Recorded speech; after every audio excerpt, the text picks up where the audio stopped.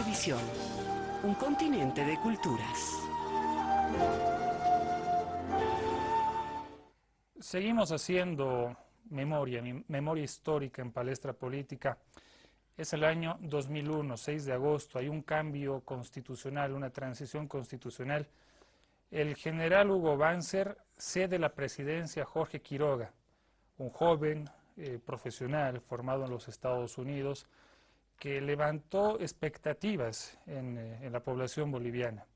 Algunos de los logros de su gestión fueron la institucionalización. Se trató de proseguir con esa línea marcada por su antecesor.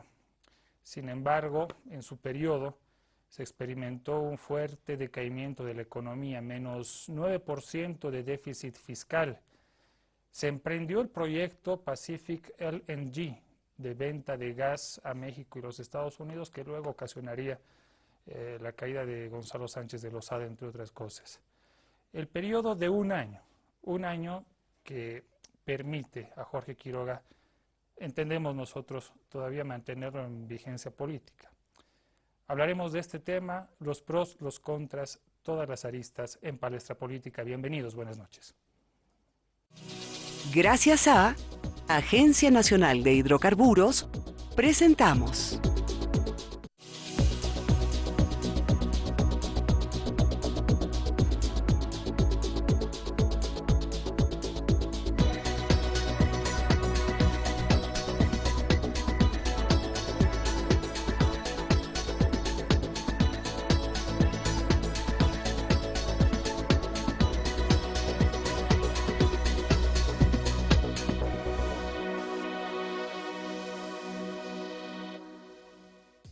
Si usted llega recién a nuestra sintonía, está viendo a Vía la Televisión, Palestra Política. Estamos culminando este proceso de revisión de los hechos más importantes en la historia democrática de Bolivia. Gracias a usted por seguirnos. Vamos a presentarle a continuación a nuestros panelistas de primer nivel como todas las noches. José Gonzalo Trigoso Agudo. Es abogado laborista graduado de la Universidad Mayor de San Andrés. Es analista político. Es autor de Filosofía del Derecho, Prehistoria del Pensamiento Jurídico, editado en el año 2003. Es docente universitario. Asesor jurídico. Ha sido asesor de organizaciones sociales a lo largo de 20 años. Formó parte, como asesor, de la Asamblea Constituyente. Franklin Pareja, graduado en Ciencias Políticas, es máster en Administración de Empresas, posgrado en Preparación y Evaluación de Proyectos, Gerencia Política y Educación Superior. Cuenta con estudios de doctorado en Economía, Desarrollo y Políticas Públicas. En la vida académica es profesor titular de cátedra en la Universidad Mayor de San Andrés, en la carrera de Ciencia Política y Gestión Pública, en las asignaturas de Planificación del Desarrollo y Negociaciones Internacionales. Como profesor de posgrado y conferencista, ha dictado cursos en diversas universidades nacionales e internacionales. En el área profesional, es experto en gestión pública y planificación. Ha brindado asistencia técnica y capacitación a más de 30 municipios y 5 gobernaciones en todo el país. Cuenta con amplia experiencia con organismos internacionales. Ha dirigido programas sociales nacionales en salud, educación, saneamiento básico, energía y producción. Ha sido presidente del Colegio de Politólogos de La Paz. Es analista político y comentarista en distintos medios de comunicación nacional e internacionales. Actualmente es director de posgrado y Relaciones Internacionales de la Facultad de Derecho y Ciencias Políticas de la Universidad Mayor de San Andrés. Julio Gastón Alvarado Aguilar, diplomático de carrera, catedrático universitario y negociador comercial internacional. Licenciatura y maestría en Economía Política, Universidad de Ciencias Económicas Bruno Leuschner, Berlín, República Democrática Alemana. Miembro de la Asociación Boliviana de Economía Política de la Globalización, Academia de Integración y Diplomacia. presidente de la Asociación Boliviana de Diplomáticos del Ministerio de Relaciones Exteriores y Culto, presidente de la Asociación Internacional de Laboristas, amigos de la Organización Internacional del Trabajo, Ginebra, Suiza, 1997, encargado de negocios, Embajada de Bolivia en la República Democrática Alemana, consejero de la Embajada de Bolivia en el Reino de los Países Bajos, ministro consejero de Misión Permanente de Bolivia ante los organismos internacionales de Ginebra en el periodo 1997-2002. Hasta el 2013 ha sido director de Planificación y Coordinación de la Universidad Mayor de San Andrés. Damos la bienvenida a nuestros panelistas.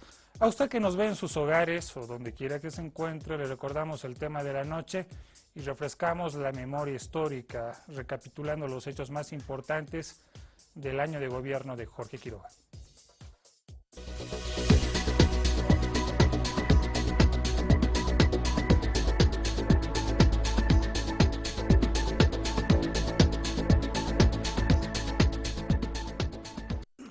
Recordamos la memoria histórica, el año de gobierno de Jorge Quiroga, el resumen en estas imágenes.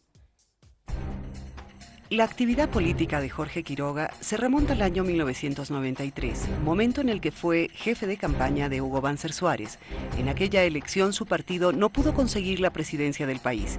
Quiroga estudió en universidades de los Estados Unidos, graduándose como ingeniero industrial y administrador de empresas. Accedió a la presidencia el año 2001 mediante la sucesión constitucional, tras la renuncia de Hugo Banzer en agosto de ese año. Enfrentaremos con decisión la crisis que nos agobia, conscientes de la dureza del momento y lo difícil de la tarea.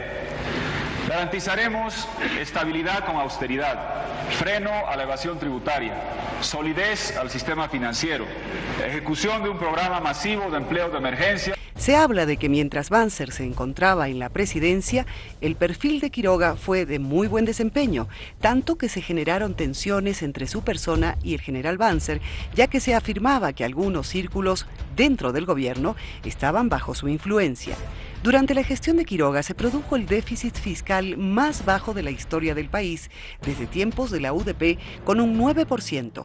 En su gobierno se recuerda el alto nivel de donación extranjera para cubrir la inversión pública. Los conflictos sociales marcaron un capítulo especial durante el gobierno de Quiroga.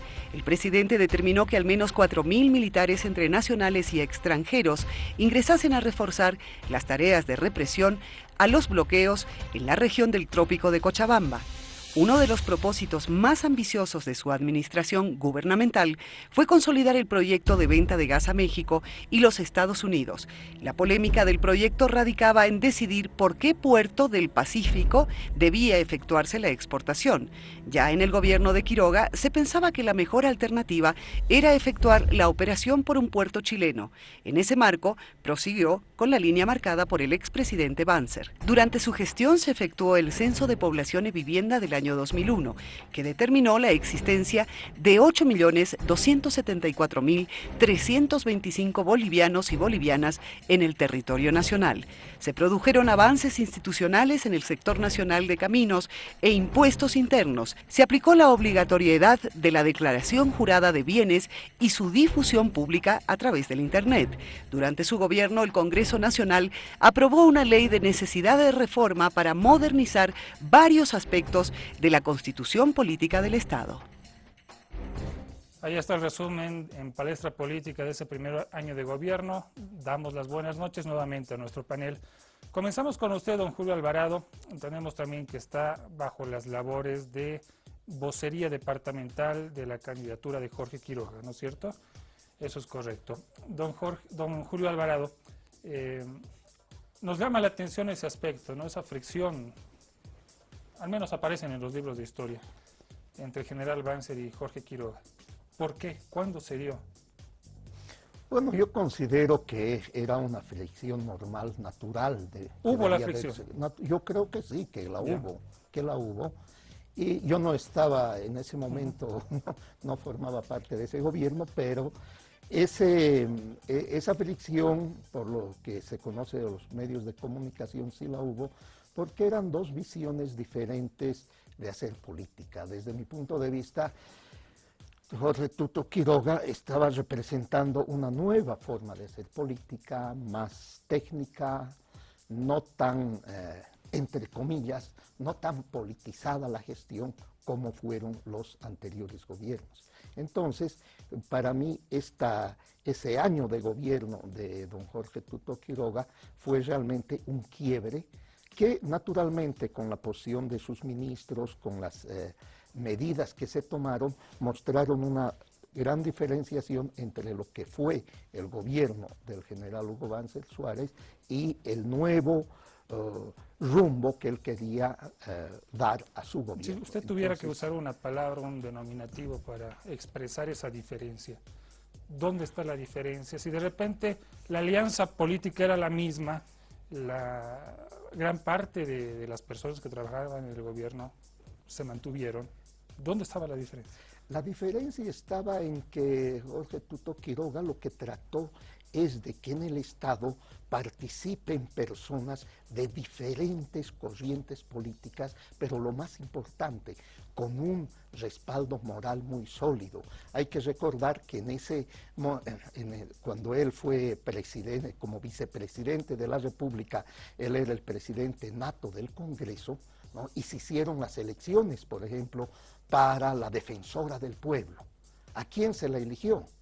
Todos hubieran pensado que se iba a elegir a alguien que respondiera al régimen de ese entonces, pero no, se la elige a doña Ana María Romero de Campero. Y lo mismo podemos decir lo que sucedió con la creación del nuevo Tribunal Constitucional, a quienes se nombró en ese Tribunal Constitucional, a personalidades del campo del derecho, realmente con un respaldo académico y moral muy elevado, que no respondía necesariamente a la corriente política de ese gobierno. Don Franklin Pareja, buenas noches, bienvenido a Palestra Política. La pregunta es, el perfil era relativamente atractivo, despertaba una sensación muy diferente. Veíamos una persona ya agotada, con experiencia, pero enferma, ¿no? ¿Jorge Quiroga gobernaba ya desde antes? Porque es difícil que alguien con cáncer esté en la disposición humana de tomarse todas las riendas, ¿no? ¿O quién gobernaba? Bueno, a ver. ¿Dónde queremos apuntar esa fricción dentro de ADN, claro, ¿no? Lo que sucede es que Jorge Quiroga irrumpe en la política y lo hace y tiene un ascenso meteórico. De manera que un profesional de formación anglosajona, de las áreas de las exactas, viene y primero se inserta en una función eminentemente técnica en el viceministerio de Finanzas, en el ministerio de esa época, durante el gobierno de Jaime Paz Zamora. Posteriormente no tuvo ni 30 años, no tenía ni 30 años y ya fue designado ministro de Finanzas. Esto ya visibilizó una figura que tenía y que se constituía en una promesa dentro de lo que significaba la vieja guardia, se podría decir, de Acción Democrática Nacionalista, formada principalmente por los dirigentes fundadores. De manera que cuando ya llega el momento mismo de entrar en la escena política, en la elección, salta muchas etapas por encima de muchos dirigentes históricos y logra ser, primero, subjefe nacional y segundo, candidato a la vicepresidencia. Este es un ascenso meteórico que genera un desplazamiento, se podría decir, a una importante corriente de dirigentes históricos fundadores que posteriormente fue llamado de una manera irrisoria los dinosaurios, ¿no? Entonces ya se veía que era una persona que tenía un perfil, como decía Julio, efectivamente tecnócrata, un hombre joven, un hombre que no tenía un pasado político y eso se podía aprovechar y eso es lo que le tenía que dar Acción Democrática Nacionalista, fuelle a una figura remozada, novedosa. Don Gonzalo Trigoso, la misma pregunta y añadirle si usted comparte ese espíritu de novedad que dice que tuvo Jorge Quiroga en ese momento, don Julio Alvarado. No comparto con esa idea. se debe entender que Tuto Quiroga ingresa a ADN. Al ingresar a ADN, él estaba siendo parte de lo que era todo ese proyecto político fascista, y por fascista entendemos también la manera como Hitler asumió el gobierno en Alemania por vía democrática. Entonces, dentro de ese criterio, dentro de la posición política que manejaba Hugo Banzer Suárez, Tuto Quiroga es parte del proyecto. Entonces, por lo menos desde el punto de vista de los trabajadores, en aquel momento asesorando la Central Obrera Boliviana, Federación de Mineros, Confederación de Fabriles, la Confederación Única de Campesinos, etcétera, desde la visión de los trabajadores, para nosotros era una parte de ADN, era parte de lo que significaba el ex dictador Hugo Banzer Suárez. El gobierno de ADN, una vez que ingresa al poder en el 1997, con aquella mega coalición, una superalianza de varios partidos, incluso los que se habían mostrado populistas en algún momento, cual el caso de Condepa, UCS, el MIR, en fin, es una maquinaria para aplastar los movimientos sociales que habían sido emergentes en los años 90 y cuyo último capítulo de lucha con el gobierno Sánchez de Lozada fue la masacre de Navidad del 96. Tuto Quiroga para los trabajadores no era ninguna novedad, era parte del aparato de la embajada norteamericana en Bolivia. Bien. Que se unificaba al gobierno Banzer. Entonces, mayor novedad no había y se manejó así aquello. Seguimos hablando del mismo tema, don Julio Alvarado. No sé por dónde empezar. ¿Gobernaba Jorge Quiroga antes de la muerte de Banzer, mientras Banzer se trataba de recuperar en los Estados Unidos?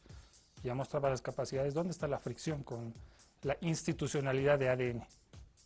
Bueno, él, como se ha señalado acá, y hay que recordar eso, lo que hacía, se destaca Tuto Quiroga porque tiene una buena formación profesional, y no solo buena formación profesional, sino también lo que él hace es darle una nueva visión a la gestión estatal, ¿no?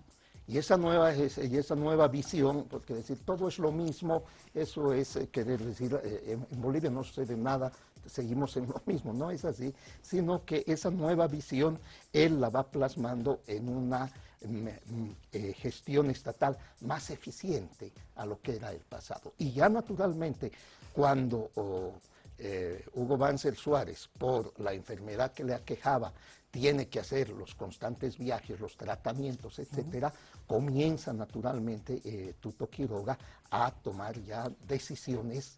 ¿Eso, ¿no?, causa celos dentro de ADN? Pero claro que causa celos, porque ese sector, el sector más reaccionario de ADN que acompañaba a Hugo Banzer desde la dictadura, se ve desplazado por un sector de profesionales jóvenes que no cargaban el peso de aquella violación de los derechos humanos que hubo durante la dictadura del general Banzer, ¿no? Ellos no estuvieron comprometidos con esa violación, sí con una visión conservadora, pero tratando de hacer gestión pública. Entonces eso genera grandes fricciones, porque eso naturalmente se tiene que al final materializar en cuotas de poder.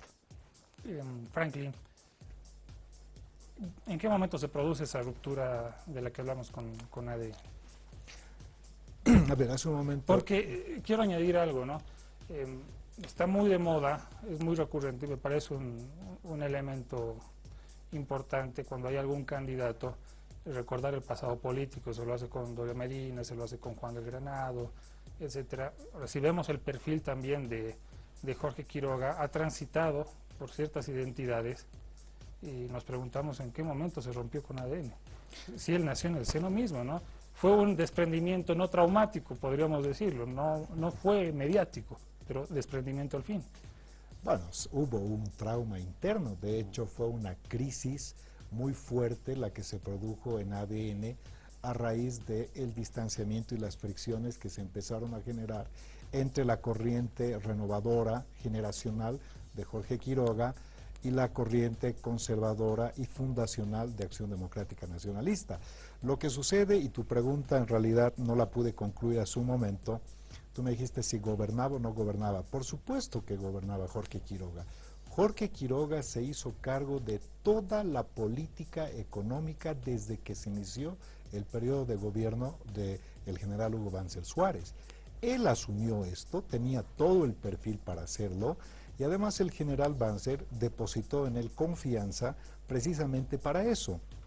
Pero esto obviamente generó fricciones internas, celos y desplazamientos, y la política de Jorge Quiroga no era endógena, es decir, no era endofágica, ir solamente al interior del ADN. Jorge Quiroga siempre trataba de ir en busca de los independientes. Esto generó un celo institucional y un celo político en las corrientes conservadoras que querían que todo se maneje en clave interna. Y Jorge Quiroga empezó a plantear una ruptura a esa visión únicamente en clave interna, para abrir las puertas a profesionales independientes. De esta forma, si tú te das cuenta, en el primer periodo del gobierno Banzer-Quiroga, llamemos el primer periodo al periodo del general Banzer, el segundo periodo al periodo de Jorge Quiroga. En el primer periodo, la composición del gabinete se traducía precisamente en un mix entre conservadores, históricos, y después se convirtió más bien en un gabinete básicamente tecnocrático, renovado y con incorporación de independientes. Don Gonzalo Trigoso, si nos apoyamos en lo que dice Franklin, de que Jorge Quiroga sí tuvo influencia en decisiones económicas. Y también políticas. Recapitulamos, ¿no? Hubo un alza de hidrocarburos a los pocos meses de anunciarse un diálogo nacional. Hubo también lo que llamaríamos nosotros la ruptura de una promesa electoral del gobierno de la época de no retirar el bono sol. ¿Ahí estaba la mano de Quiroga o no? Estaba, pero más importante, la guerra del agua, abril del 2000. Eso es más crucial para usted. Es más fundamental, porque los otros son elementos que arman, pero este es el momento clave. Si hay un momento histórico en Bolivia que marca este nuevo hacer Estado, el levantamiento, la sublevación nacional que se produce, la guerra del agua abril del 2000. La mano de, obviamente, Banzer, todo ese tema de corrupción, Fernando Kiefer, Guiteras, Guillermo Fortún, los senadores Daza y Ágreda, hay todo un equipo, ¿no? Ese grupo, Alfredo Arce Carpio, ese grupo de reacción que se habla, pero también está ese otro grupo generacional novedoso, ligado, imbricado a niveles de poder. La guerra del agua es el hecho de que se dicte la ley de aguas, se firme el contrato sobre la materia, y a quienes se entrega el agua. En el caso de Cochabamba, Aguas del Tunari. ¿Quiénes estaban en Aguas del Tunari? La empresa Bachel, la norteamericana Edison, una empresa española Abercrombie, me parece, y dos empresarios nacionales. Un militante constructor de Lemenere, apellido croata, y Samuel Doria Medina. Ese es el consorcio que asume el control de Aguas del Tunari y la privatización del agua. No fue gratuito, y aún habiendo sido gratuito, sin corrupción de por medio, ese es el punto de estallido. Entonces, la política económica estaba siendo manejada de la misma manera que en los años del neoliberalismo, es decir, entrega de recursos naturales a empresas transnacionales. Eso no cambió. ¿En qué cambió la administración de Tuto Quiroga posteriormente en el 2000? En nada, continuó la misma política entreguista de recursos naturales y la represión a los trabajadores, aparatos parapoliciales, paramilitares, juntamente con los aparatos represivos, asolando dirigentes sindicales, sectores de trabajadores. No veo yo cambio. Perfecto, don Gonzalo. Amigos, hacemos una pausa en Palestra Política. Al volver, temas todavía más puntuales, el manejo de la lucha contra el narcotráfico, si hubo o no diferencia, lo estaremos viendo a continuación.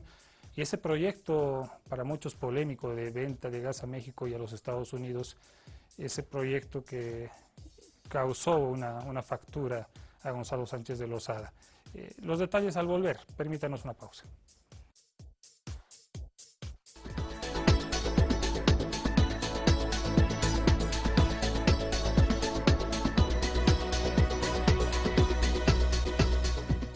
Continuamos en Palestra Política. Si usted recién se incorpora a nuestra señal, la señal de Avia Yala, que se extiende también a todo el país gracias a la señal satelital de Entel, estamos hablando sobre el primer gobierno, o el año de gobierno de Jorge Quiroga, el año 2001-2002.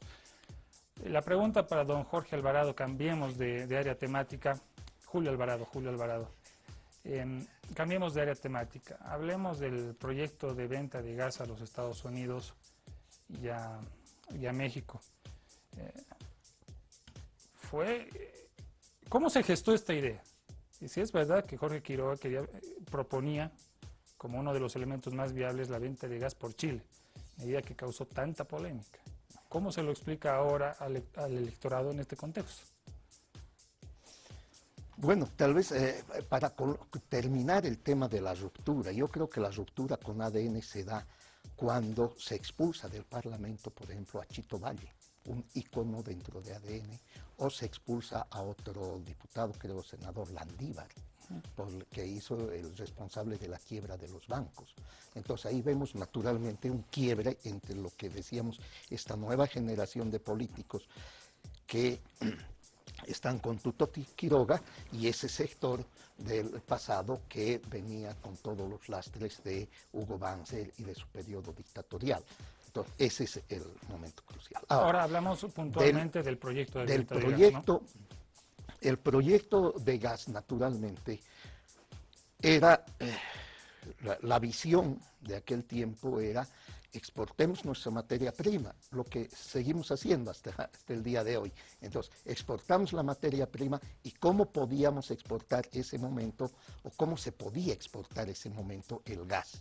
Y en ese momento, por el avance de la ciencia y de la tecnología, se comienza a transformar el gas en líquido para convertirla en una commodity, en un producto que se lo puede vender en cualquier parte del planeta, como los minerales, lo que hasta ese momento solamente se pensaba en el gas que se podía exportar a través de tubos y no a través, convirtiéndolo en líquidos, lo que ahora se ha vuelto algo común y corriente. Se trae el gas desde Trinidad y Tobago, etc. ¿Por qué por Chile? Sí, implicaba una ventaja, pero más allá de eso, ¿por qué por Chile? Si mal no recuerdo ahí, ¿por qué por Chile? Por los costos que eso ocasionaba. El costo de salir a un puerto del Perú, si ustedes recuerdan, el gran debate era o se saca el gas por un puerto peruano o se saca el gas por un puerto chileno. Y ahí, como Tuto Quiroga, siempre muy tecnócrata, estaba viendo más que todo el tema de los costos. Entonces, desde mi punto de vista, yo creo que ahí primó fundamentalmente el cálculo económico. Don Gonzalo Trigoso, voy con usted. ¿Fue una medida buena, acertada? En el espíritu del momento, esto hace 13 años atrás, pero la misma pregunta, ¿por qué por Chile? Yo creo que fue el Porque momento... los datos dicen que Quiroga dijo por Chile. Claro, y además el puerto de Patillos fue el puerto elegido. A veces se habla de varios, pero Patillos ya era prácticamente a voz cantada. En Chile también se estaban haciendo preparativos para que allí sean las envasadoras, engasafadoras y se saque. Yo considero que aquí primaba el tema evidentemente de que era mucho más fácil, mucho más cerca, más barato. Chile mantenía estabilidad económica y política, algo histórico que se manejaba allá, mientras en el Perú ya se veía la salida de Fujimori, había movimientos sociales, eso dificultaba además que el Perú está con su propio proyecto de exportación de gas. Nos parece haber sido aquello, ¿no?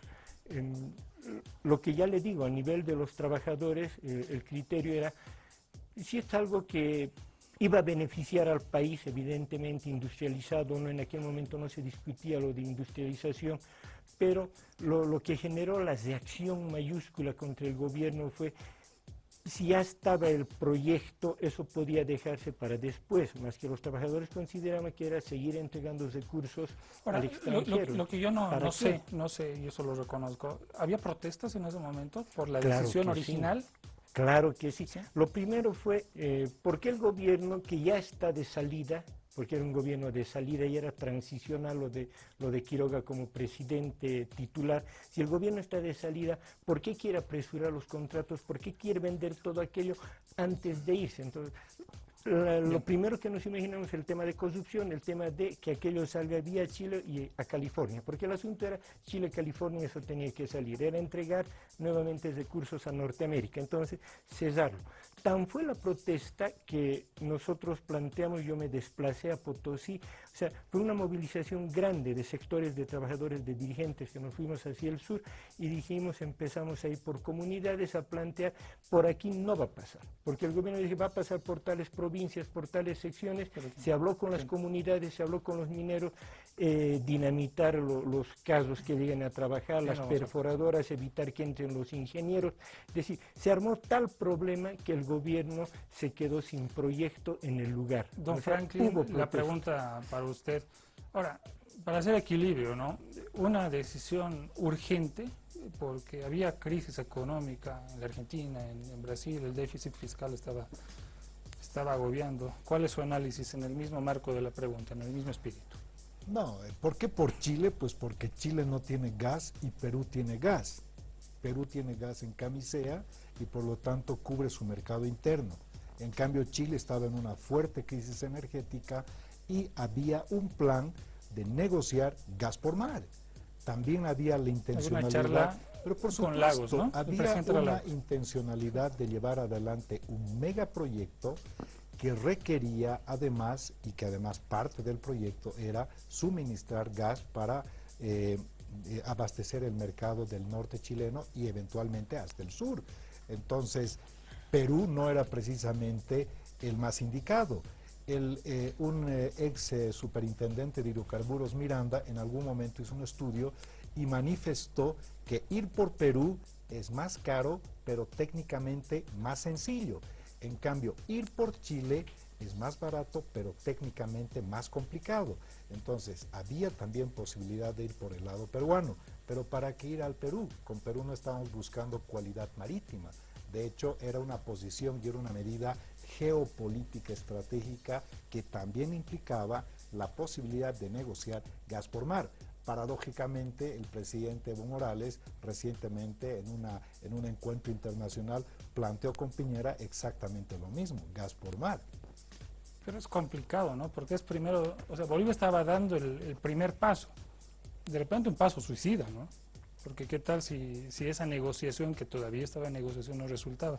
Me quedaría la duda en ese contexto. Había ya la televisión, está en Cochabamba, preguntamos a la población qué es lo que recuerda de ese año de gobierno de Jorge Quiroga. Diversos criterios, veámoslo a continuación. No hicieron nada para el país, no hicieron nada por eso mismo. Que quieren volver volver al gobierno, pero no van a poder entrar, porque no hay oposición para él más. No ha hecho nada de bueno para el país. Sí, no creo que haya ninguna obra. Las obras siempre han sido del general Banzer, de Víctor Paz Tensoro y de este gobierno. Estuvo bien para mí. Bueno, han desestabilizado pues las empresas que teníamos más antes, ¿no? Entonces, yo no estoy de acuerdo con Toto Quiroga, concreto. Sí, el Toto Quiroga para mí es un ratero, quiere entrar, pero ahora, no sé, nosotros no vamos a dejar.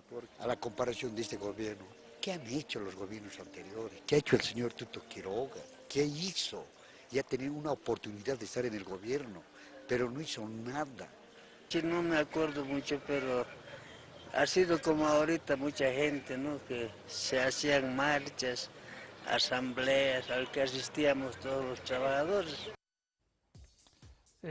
Explicamos la metodología de ese sondeo. El periodista va en un lugar y escoge opiniones aleatoriamente, en la posibilidad de equilibradas, pero en el marco del respeto también de la opinión de los entrevistados. Don Julio Alvarado, ¿quiere complementar algo de la anterior ronda? Bueno, el tema de la crisis económica de ese momento, que era muy dura, los precios de los minerales se habían caído, los precios de los hidrocarburos se habían caído y naturalmente había que fortalecer el presupuesto y la única forma en ese momento era ver si a través de la exportación de gas se podía incrementar esos ingresos. Porque hay que recordar, no se vivía el auge económico que ahora tenemos, ¿no? La libra fina de estaño estaba alrededor de $2, ahora la libra fina de estaño está a $10. Entonces, los ingresos del Estado eran restringidos, eran reducidos.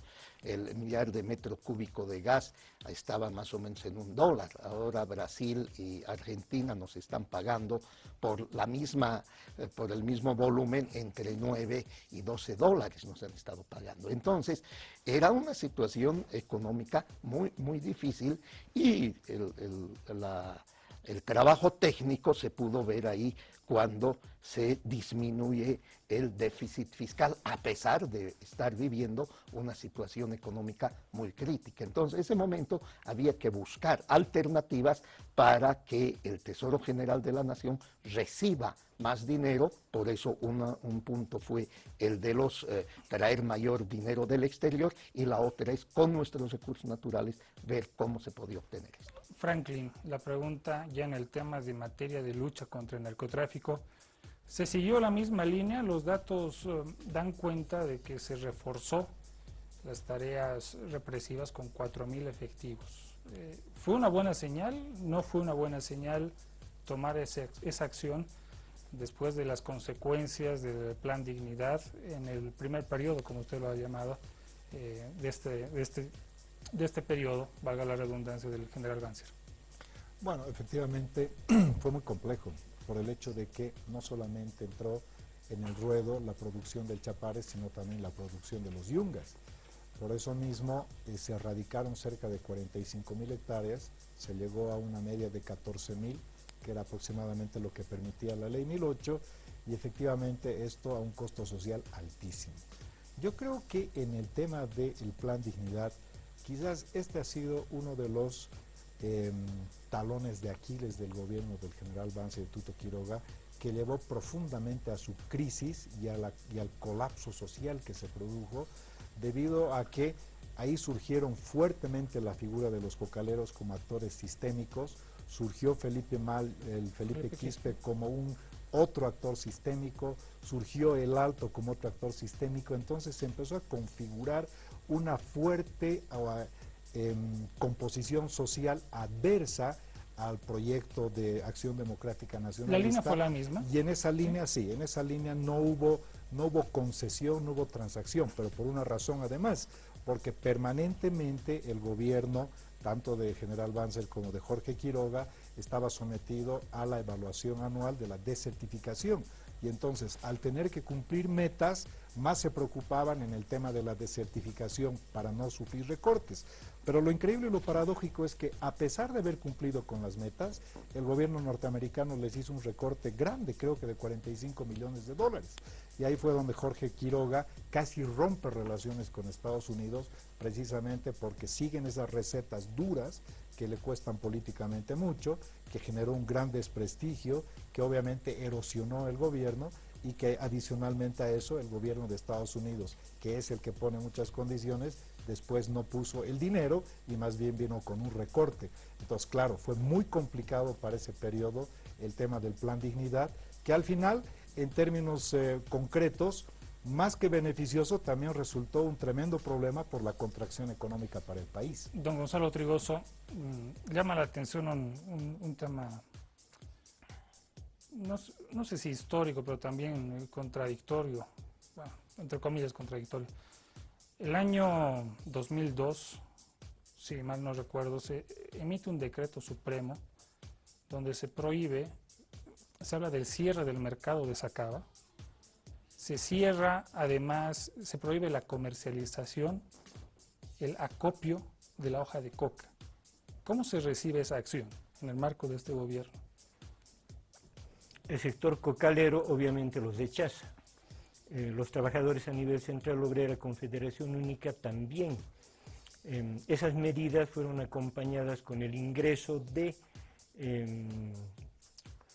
conscriptos, tropas que iban a erradicar, pero junto con ellos habían como 1.800 o 2.400, luego el gobierno sí explicó y además que no había nada que ocultar porque las cámaras de televisión todo filmaron, grupos de radicadores de ex-conscriptos que ya no estaban en las Fuerzas Armadas, que fueron recontratados y que tenían una característica en el chapare, que entraban con melena, es decir, uniforme militar y con melena, y la boina sobre la melena. Entonces fue notorio que no eran conscriptos, no eran Fuerzas Armadas, se dijo que eran de 1 y 2 años de reservistas anteriores que habían sido contratados especialmente, y bueno, eso chocó. Pero yo lo que quiero plantear es en aquel momento, ¿cuál era la sensación de los trabajadores? O sea, para los trabajadores en general, obviamente los cocaleros en particular, ya era indiferente lo que haga o deje de hacer Tuto Quiroga. Es decir, lo que nosotros teníamos la plena seguridad es que el neoliberalismo, ya no solo ADN y Tuto Quiroga, el neoliberalismo en pleno se hundía y no había manera de que se flote.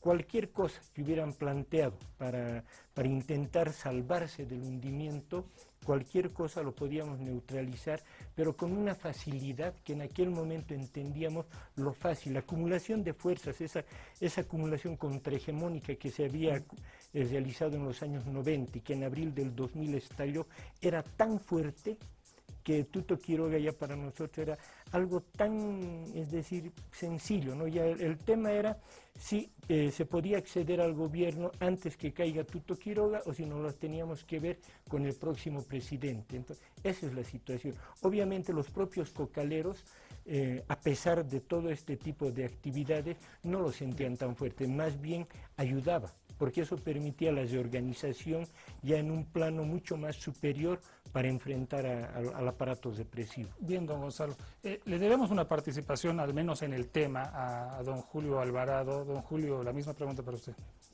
Bueno, primero hay que partir de un punto. Y nos olvidamos que en el país hay leyes, ¿no? Había una ley 1008 que sigue vigente hasta el momento. O sea, en ese momento estaba vigente la ley 1008 y señalaba, y señala hasta nuestros días, que solamente se podía tener 12.000 hectáreas de coca legales y en la zona de los Yungas. O sea, todo aquel que produce coca fuera de esos 12.000 hectáreas, ¿qué es lo que está haciendo? Comete delito, pues. Si no es delito, el que viola la ley, ¿qué es lo que hace? Comete delito. A ver, si eso lo vamos a magnificar como un acto revolucionario, esas ya son apreciaciones de valor. Pero el tema de que se debería haber frenado el narcotráfico, porque la coca excedentaria, ¿a dónde van? Los últimos informes que nos presentan las mismas Naciones Unidas, firmadas por el Estado plurinacional, nos dice que 93% de la coca del Chapare está yendo al narcotráfico.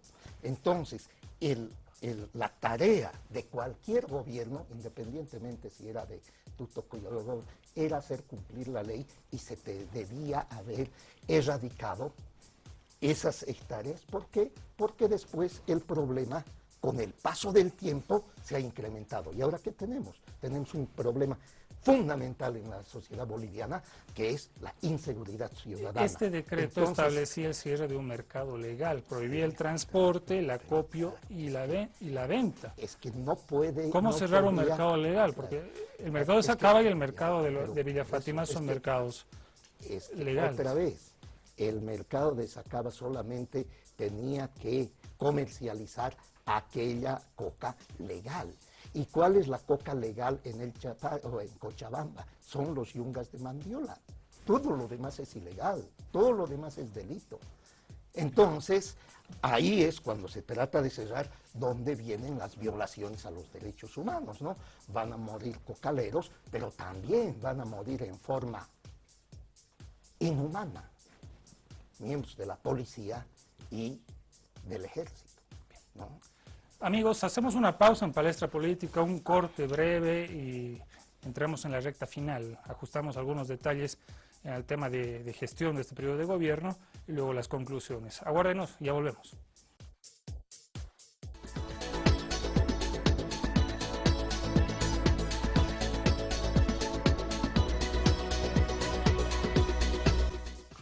recta final de Palestra Política, estamos hablando del año de gobierno de Jorge Quiroga Ramírez, año 2001 al 2002.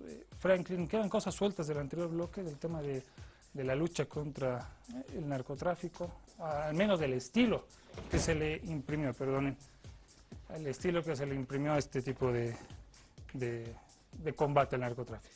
Bueno, simplemente se puede mencionar que en este periodo es donde el movimiento cocalero es cuando más se fortalece, más se organiza, no es cuando más produce, pero es cuando más se organiza políticamente, militantemente, sindicalmente. Y entonces se podría afirmar que el liderazgo de don Evo Morales prácticamente es ahí donde se incuba y es ahí donde surge precisamente a la palestra política con mucho más fuerza. No por el hecho de que esto haya sido coyuntura de general, ni mucho menos, porque cuando fue diputado salió elegido con 95%, pero como un personaje de la política nacional, como un actor sistémico los cocaleros, en un periodo donde se redució, se luchó frontalmente contra la producción de la coca, es donde más se fortalecieron los cocaleros. Por lo tanto, ahí está. Esa es la expresión del movimiento cocalero que finalmente corona su liderazgo el año 2005. Ahora, hablando del tema de un cálculo político, durante el gobierno de Jorge Quiroga se lo detiene al entonces diputado Morales, ¿no? ¿Con qué efecto? Se lo detiene, se lo expulsa del Parlamento y los efectos ya eran los que se preveían. Es decir, lo que yo he tratado de mostrar es que el neoliberalismo se caía y se aceleró con Banzer y Tuto Quiroga. ¿Sí? Los trabajadores ya desde el 2000 teníamos una capacidad de movilización prácticamente a voluntad, ¿no? A mayor represión del gobierno podíamos incrementar la posibilidad de neutralizar y contrarrestar francotiradores como Robinson Iriarte en abril del 2000 en Cochabamba y otros tipos de ejemplos, y eran muy poco en aquel momento para los trabajadores. Y estábamos con un discurso además jurídico, es decir, la hegemonía ideológica era tal que hasta pudimos retomar ese discurso. Julio, por ejemplo, dice, pero se violaba la ley 1008 de tema de narcotráfico. Claro, pero el gobierno y los gobiernos neoliberales se le estaban violando a la Constitución, el dato que querían, como querían. La Constitución vigente, la del 67, con las reformas constitucionales 94-95, prohibían exportaciones así abierta de recursos naturales, exigían la protección de nuestros recursos, de nuestras empresas del Estado, y el neoliberalismo se reía en eso. Entonces, si había aquello contra la propia Constitución, ¿cómo el gobierno neoliberal iba a exigir el cumplimiento de una que otra ley? Es decir, ya no había forma. Tuto Quiroga, yo creo que, ¿cuál es el peor error que tuvo? No darse cuenta que él ya era el último acto trágico de un sistema que se caía. Quiso vender el gas, quiso administrar tecnocráticamente, quiso hacer cosas que ya no tenían sentido. Incluso su discurso cuando asume el poder en agosto del 2002, una copia del discurso de Kennedy. Es decir, Tuto Quiroga ya es un hombre que estaba en salida. Hiciera lo que hiciera, ya era indiferente. ¿Fue cierto eso, de la copia del discurso? Porque uno lo veía el 6 de agosto del 2002, cuando asume la presidencia. Uno veía, ¿no? O sea, si mal no recuerdo, Banzer utilizaba papel, ¿no?, para leer los discursos, pero Quiroga, por eso sorprendió, no utilizaba el papel, ¿no? Más o menos. Hay un papel. Sí. Hay un papel. Ya. Y en el discurso él dice, y no pregunten qué puede hacer el país por ustedes, sino ustedes por el país. Hay frases así como unas 7, 8 largas copiadas del discurso de Kennedy. No recuerdo yo. No recuerdo. Ahora, es probable una pregunta, perdón. Bueno, es probable que sí, pero de todos modos eso es algo muy, muy habitual. Lo que sí, una de las características de Jorge Quiroga es que le gusta utilizar las metáforas, le gusta utilizar la rima, a veces unas rimas un tanto infantiles, que no caen bien. Entonces tiene su estilo personal muy particular, con lo cual es poco probable que Jorge Quiroga esté utilizando discursos prestados. Puede ser que tenga en algún momento haya tenido alguna qué sé yo, alguna cuestión que le haya llamado la atención, que lo ha podido utilizar, que no sea de su acervo, pero en realidad la forma de hablar de Jorge Quiroga es muy particular. Sí, yo me acuerdo, yo lo tengo anotado acá, pero en lo particular no el lo discurso recuerdo. del 6 de agosto fue Don Julio Alvarado, usted decía había un imperativo de la ley 1008, pero el gobierno firmaba acuerdos de racionalización en ese estilo con los cocaleros. Sí, O sea, sí, se cierra el mercado de Sacabo, pero también se firman acuerdos bueno, tolerantes. pues O sea, ¿cuál era la línea? Es un momento de crisis económica, crisis política la que se vive ese momento, ¿no? Y por lo tanto no son gobiernos fuertes, sólidos, ¿eh? Y eso hace que se tenga que, ante estas movilizaciones sociales, ¿no?, se tenga que pactar, porque caso contrario, si no se sentaban en una mesa de negociación, si no se llegaban a determinados acuerdos, ¿cuál hubiera sido el otro camino? El enfrentamiento, una guerra civil, y yo creo que en ese momento, por lo menos, la gente racional no estaba dispuesta a que esa conflictividad alcance niveles mayores. Entonces había que sentarse, como siempre hay que sentarse, no solo en ese momento, siempre que hay conflictividad social hay que sentarse, hay que tratar de negociar y hay que tratar de apaciguar los ánimos. ¿Para qué? Un elemento fundamental, que es que no corra sangre de bolivianas y bolivianos. Entonces, esas mesas, esas reuniones de negociación, llamar a la Iglesia Católica para que se convierta en un intermediario o que haga gestiones de buena voluntad, era justamente para detener ese creciente malestar social que se vivía en Bolivia. Ahora, tratemos de coincidir, o de repente no lo hacemos. Este periodo gubernamental le da vigencia política a Jorge Quiroga, joven, técnico, preparado, pero los años pasan, ¿no? Los años pasan y Jorge Quiroga pierde 2 elecciones, digo 2, por la del 2005 y la del 93, donde era jefe de campaña de ADN, Franklin. Bueno, en realidad, si lo vemos en perspectiva global, Jorge Quiroga podríamos catalogarlo como el último líder de la oposición, el líder grande, el líder fuerte, que se erige como el que al final capitaliza toda la debacle del sistema político tradicional, donde en el ejercicio que hizo con Podemos aglutinó a corrientes tanto del MIR, del MNR, del ADN y de otros sectores independientes, precisamente tratando de aglutinar en torno a su figura, que era una de las pocas figuras potables que quedó vigente del sistema político tradicional. Pagó una gran factura e históricamente también Jorge Quiroga tuvo la poca fortuna de estar en el arco de los últimos estertores del proyecto, o mejor dicho, del periodo neoliberal. Es un periodo que se agotó, es un periodo que con el gobierno de Banzer no se entró en el proceso de producción, es un periodo donde, si bien es cierto que en los 20 años el país se modernizó, la economía se estabilizó, se construyó institucionalidad, hubieron nuevas y modernas instituciones, pero nunca vino el despegue productivo. Entonces, finalmente viene el gran cuestionamiento de la sociedad que dice, ya estamos 20 años en democracia, pero ¿qué ha cambiado? Lamentablemente el coeficiente de Gini se amplió, es decir, la desigualdad entre ricos y pobres se amplió. Vivíamos una época de profunda crisis también por la recesión económica mundial, básicamente de Asia, de Argentina y de Brasil, y fue un momento donde administrar la cosa pública, administrar el Estado era tremendamente complejo. En ese momento lo que introducía en caja el gobierno no llegaba ni a $1.000 millones. Entonces te puedes dar cuenta de que ha sido una situación donde sobrellovido, mojado. ¿Y por qué digo esto? Y con esto termino. Por el hecho de que la crisis que generó una profunda recesión de nuestra economía por otras economías, adicionalmente a eso vino el tema del Plan Dignidad, que sacó de circulación cerca de 500 millones de dólares, un dato que me lo acaba de dar mi amigo y colega Gonzalo Trigoso. Entonces, si tú te das cuenta, hubo recesión y encima se sacó de circulación con el Plan Dignidad, y fue un momento en que tenían que administrar algo con centavos. Fue realmente muy complicado. Recordemos la promesa electoral también, se prometía un crecimiento de 7%, ¿no? Y no hubo. Al menos en ese periodo. La misma pregunta para usted, don Gonzalo.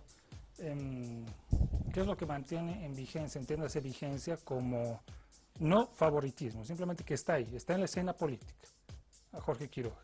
¿Esa gestión de gobierno, la expectativa de eso o qué es? Que ha de mantener vínculos con la embajada norteamericana. Su gobierno, recuérdese, tuvo un fuerte soporte político porque fue después del 11 de septiembre, de las Torres Gemelas y el Pentágono. Entonces, la represión mundial también se producía en Bolivia y él tenía ese respaldo. A pesar de eso, no pudo, como hemos quedado, mantenerse ni hacer gran actividad. ¿Qué lo mantiene? Lo mantiene que en verdad es el único candidato que es realmente de ultraderecha, que es reaccionario, abiertamente pro-norteamericano, pro-políticas neoliberales. El resto de candidatos andan planteando que van a haber medidas sociales, tratando de no distanciarse del programa del MAS. En cambio, Jorge Quiroga siempre lo ha señalado. Él, supongo que para las próximas elecciones, si Rubén Costas no se presenta, él es el hombre que queda ahí, ¿no? Como el hombre duro, el hombre reaccionario, el hombre que todavía, aunque él ha querido diferenciarse, pero aquí en la población lo identifica con los gobiernos gorilas militares de dictadura del pasado. Entonces, yo creo que eso es lo que lo mantiene, es el voto duro de la ultraderecha. Don Julio Alvarado, ¿usted coincide con esa posición o no? No, porque... ¿Hay esa coherencia entre la realidad actual con la... A ver, ¿por qué se 2001? mantiene vigente? Porque trató de hacer un gobierno tecnócrata, darle eficiencia al Estado, ¿no? En un momento de crisis económica, política y social, ¿no? Entonces, en un año tratar de remontar toda aquella crisis que se vivía, naturalmente no se puede exigir que una golondrina haga primavera, ¿no? Ese es un elemento. El error que yo veo en Tuto Quiroga ya es el 2005, porque él, al desligarse de ADN, al desligarse de ese pasado dictatorial de violación de los derechos humanos que encarnaba y encarna en la historia de Bolivia Hugo Banzer Suárez, el 2005 tenía la gran oportunidad de, con gente nueva, gente remozada, como ahora con Tomás Ayargüey, por ejemplo, dar una visión diferente en las elecciones del 2005. Y yo creo que el error de él fue justamente otra vez tratar de juntarse con esos sectores. Pero lo proyecta hasta el presente a Tuto Quiroga por ese manejo eficiente en muy corto tiempo, que vuelvo a decir, si en la escuela en un mes se hacen buenas tareas, no quiere decir que lo que no se ha hecho durante todo un tiempo se va a cambiar radicalmente. La eficiencia, uno de los datos que usted daba, Gabriel, al principio, era cómo logra disminuir, en crisis económica, logra disminuir déficit fiscal, cómo en crisis económica logra institucionalidad, ¿no? Que se creen instituciones con personas que no son afines política e ideológicamente con ese gobierno. Entonces, esos elementos, si no se reconocen, vuelvo a mencionar, Tribunal Constitucional, ¿no? Abogados de primer nivel, el Tribunal Supremo, la Defensoría del Pueblo. Entonces, toda esa formación de institucionalidad es lo que hace para que Tuto Quiroga pueda el 2014 presentarse y mostrar un pedacito de lo que hizo en ese pequeño año de gestión que tenía. En materia de logro de gestión, es más fácil, ustedes me corregirán, prometer reformas institucionales que reformas económicas, que resultados económicos. O sea, dado eso, siempre nos jactaríamos de las reformas o de los avances institucionales, ¿no? Claro, pero, a ver, yo creo que no hay que disociar el periodo 97-2002. Lo que pasa es que ahora estamos haciendo un ejercicio de ver por separado lo que fue Banzer, lo que fue Quiroga, como si fueran dos gobiernos diferentes. En realidad fue un gobierno, fue un periodo de gobierno que por prelación le tocó a Jorge Quiroga. ¿Qué cosas, digamos, en términos estructurales manejó Jorge Quiroga que podrían ser como cuestiones importantes de su gestión, que no tiene que ver con su periodo, sino todo el periodo? La ley del diálogo de 1997 y la ley del diálogo del 2000. El 2000, por ejemplo, se produjo una reforma muy importante, que en Bolivia los organismos internacionales generalmente imponían sus condiciones para la otorgación de créditos o de donaciones. Eso era una forma de ofertar programáticamente planes y programas. Con la ley del diálogo lo que se logró fue por demanda, es decir, los gobiernos municipales decían, a mí no me ofrezcan escuela, yo necesito camino, a mí no me ofrezcan posta sanitaria, yo necesito una granja. Entonces, eso, por ejemplo, surgió del diálogo, y el diálogo fue una de las cosas que cambió en cierta forma la composición del manejo de la inversión pública. Eso en cuanto a reformas estructurales. Después vino el tema del censo, la masificación de la telefonía móvil, y además el tema de la institucionalización, Gabriel, y con esto termino esta parte. Realmente el tema de la institucionalización es algo que pocos gobiernos le dan importancia, y si algo hoy en día está en boga es que solamente la calidad de las instituciones hace que haya buenas gestiones de gobierno, y si no se hace buenas instituciones, por mucho que un gobierno sea popular, tenga adhesión, en fin, el país va a seguir sumido en el subdesarrollo. Fue un intento fallido, porque el servicio civil que trató de implementarse posteriormente fue completamente desmantelado. Ahora, curioso, ¿no? Si bien se reconocen ciertos logros institucionales y cierto rendimiento, en la siguiente elección no da como candidato. ADN aparece con el tema de la pena de muerte, ¿no? Como oferta electoral. Sí, Osdevila y Maclín. Maclín Navarroa fue Donald Maclín Navarroa fue el candidato a la presidencia. ¿A la presidencia? Ahora, yo creo que hay que seguir viendo cómo fue todo ese proceso genérico, porque, digamos, se habla de institucionalidad, ley del Estatuto del Funcionario Público, por ejemplo, ¿no? Gobierno Tuto Quiroga, además que fue su creación como vicepresidente, pero eso implicó que eliminar sectores de la Ley General del Trabajo, Servicio Nacional de Caminos, el Banco Central de Bolivia, yacimientos, parte de Comibol, etcétera, que quedaron al margen de la Ley General de Trabajo, incorporados como funcionarios públicos sin derechos laborales. Estabilidad económica, disminución de déficit. ¿A cambio de qué?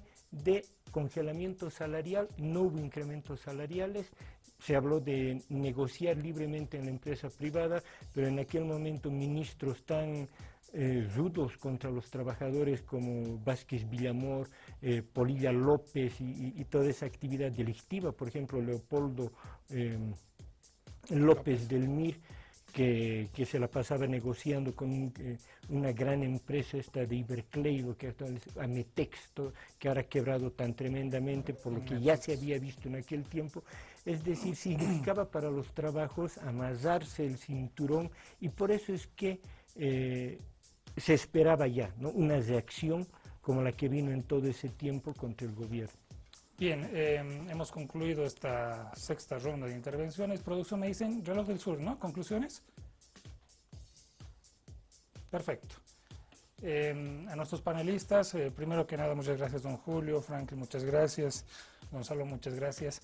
Cada uno tiene un minuto para hacer su valoración, su mensaje, su análisis. ¿Por qué? Porque este año es año de elecciones, y en Palestra Política queremos formar al electorado teniendo una visión histórica clara con panelistas como ustedes.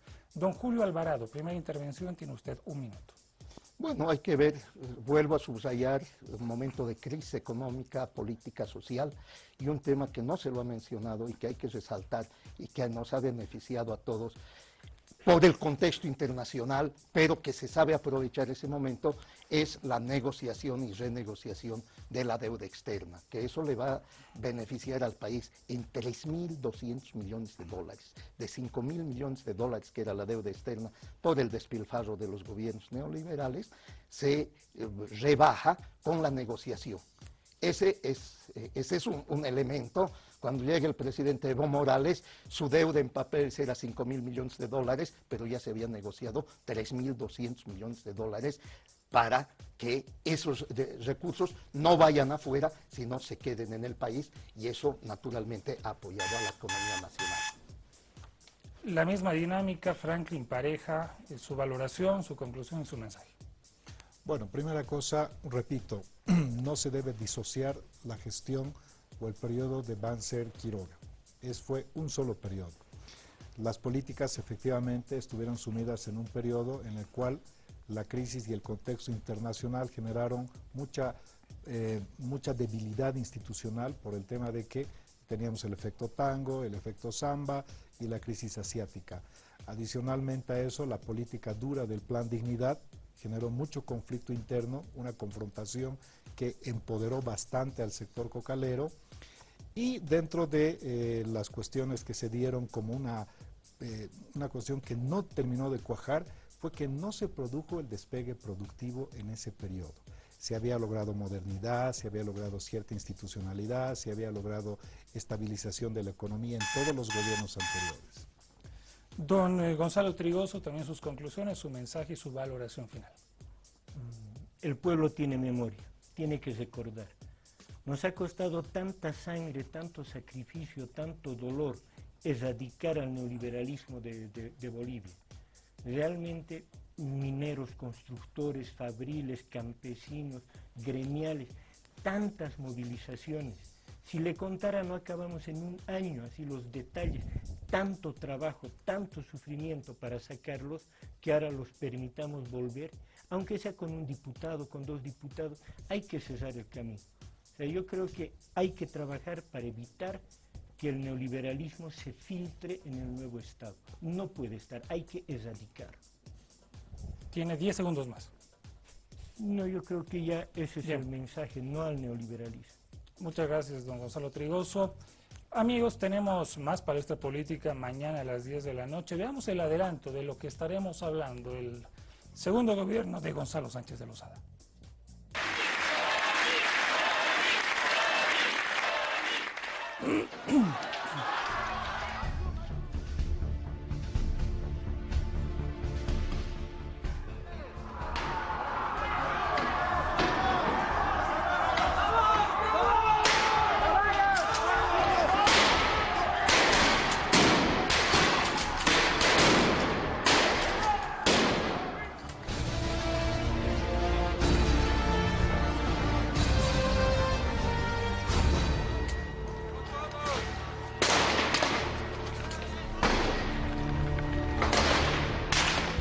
Ese es el tema del que estaremos hablando mañana, amigos, en Palestra Política. Eso fue todo por hoy en nuestro programa. Gracias a nuestros panelistas, gracias por la calidad de debate.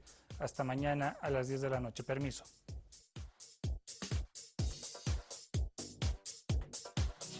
Gracias a Agencia Nacional de Hidrocarburos, hemos presentado